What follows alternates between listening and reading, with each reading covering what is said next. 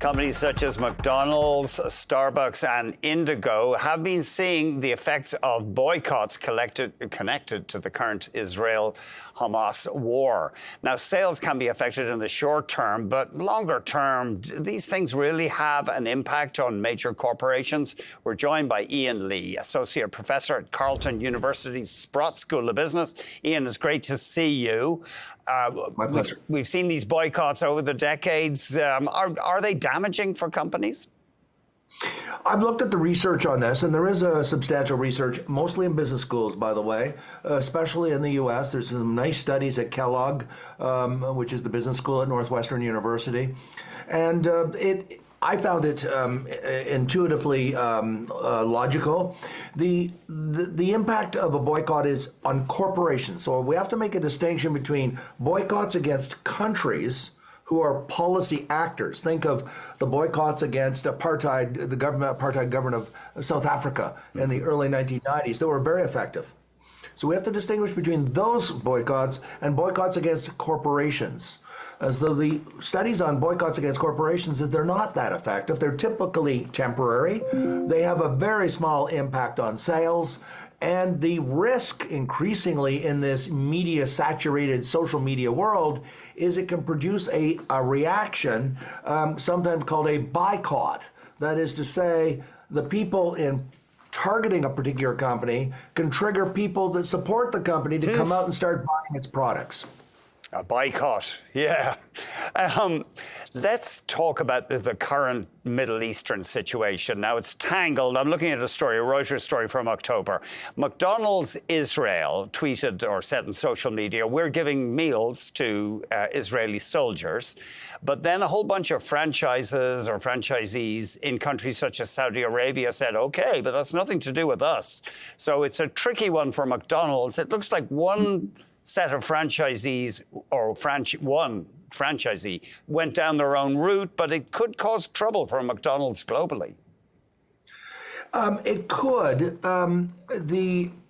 My own interpretation, and I don't pretend to be a Middle Eastern scholar, and I'm not commenting on what's going on in the Middle East. I'm talking about the corporations involved. These are very large corporations. They are truly multinationals. McDonald's is global, so is Starbucks. And they have diversified revenue sources from every region in the world. And this is a regional issue. I realize it has implications for people outside of the region, but the impact is overwhelmingly, I think, at McDonald's inside the region. That's the evidence. So, again, Andrew, there was something else that's come out about this, and the research is that the impact is often much more on the reputation of the company, not so much on the sales of the company. Mm-hmm. So I'm not saying that boycotts are a good thing. They create negative media, which is, I think, the real purpose of a boycott. It's not to try to drive down the sales of an enormous multinational. It's to try to embarrass them and cause them to change something that they're doing. We have in the past seen employees at Starbucks coming out and saying, well, they're not supporting us in espousing causes, Starbucks head office. I can't remember if it was Pride or it was Black Lives Matter, or it may have been both. I've been asked from time to time, because, I do media interviews, and I've been asked by some corporations, what is my view on that? Whether corporations should come out on, shall we say, sensitive and contentious issues. And I don't think they should. I think they should stay far away, because first off, these issues are controversial. That means there's two sides to the view. There's some people that agree with the position, and there's others that don't. We saw the example just this last year, and there was huge blowback against that giant beer company down in the United States that we all know about. It goes in the Super Bowl. And again, I'm not taking a position on transgendered issues or anything. I'm just simply saying that when you get out of your mission, which is making hamburgers or beer, and you start getting into social policy, that's not the mission of the corporation. That's the mission of NGOs, of activists, of governments to take those positions.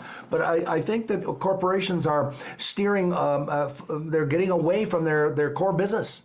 And they're risking brand reputation, because for all the people that are celebrating, for those people that do celebrate what you're doing, there are other people who are saying, this is really upsetting me. So it can be very counterproductive, and I think it's maybe better to use that famous old line: stick to your knitting, stick to your mission. If you're McDonald's, it's to produce hamburgers and French fries and soft drinks, rather than become a social policy activist in areas for which the corporation is not qualified to address. Yeah, it's interesting. Bud Light teamed up with the transgender influencer Dylan Mulvaney, and there was a backlash against that among their more conservative customers.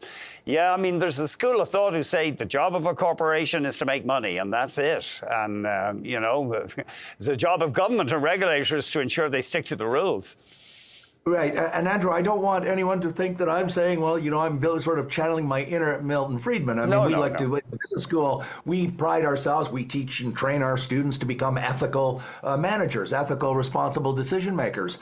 But so I'm not just saying, just go out there and make money. What I'm saying is that the corporations, when they start getting into contentious issues that are far from their core business, whether it's transgendered issues or environmental issues, unless they're an oil company, they're going to, for all the benefit that they think they're going to build for their brand, I think that there's increasing evidence where the blowback is far more negative to that company than the alleged benefit from coming out with a controversial issue on a contentious social policy.